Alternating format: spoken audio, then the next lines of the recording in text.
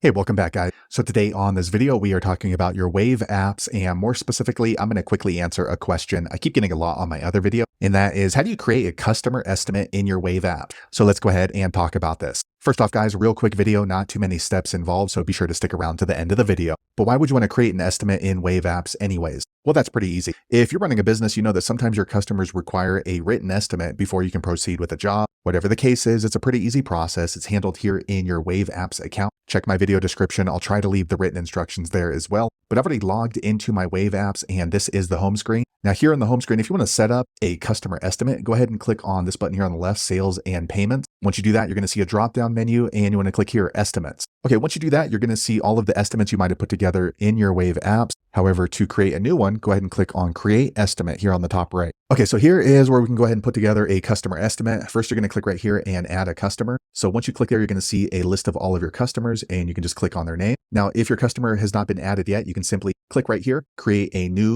customer, and then you can add their information here. For me, I'm going to go ahead and add an existing customer. Once you've chosen the customer here, you want to go ahead and give it an estimate number. So by default, it's 1. But if you think that sounds kind of cheesy or kind of maybe like you don't have any customers, you can go ahead and change that. So we'll just do 1906. Okay. And then the customer reference number or a PO number or something like that, you can put here. That is optional. Here's going to be the date of the estimate that you're putting together for your customer. By default, it's going to be the same day. However, you can backdate that or you can forward date that if you want. And then here, this is completely optional, but I would recommend you put a valid until date because supply prices are going to change from time to time. So you don't want them to come back with this written estimate, 2 months, 3 months later, and your prices have changed. So usually I'll go ahead and put within 7 days. Next, you can go ahead and add an item. So if you have other services you've already added into your Wave apps, you can go ahead and just choose the service right here. Now, if not, you can go ahead and add a new service. So add an item and create a new product or service. Once you do that, you can just simply add in a new product. For me, I'll go ahead and choose an existing product. Okay, so here you can go ahead and edit the description. So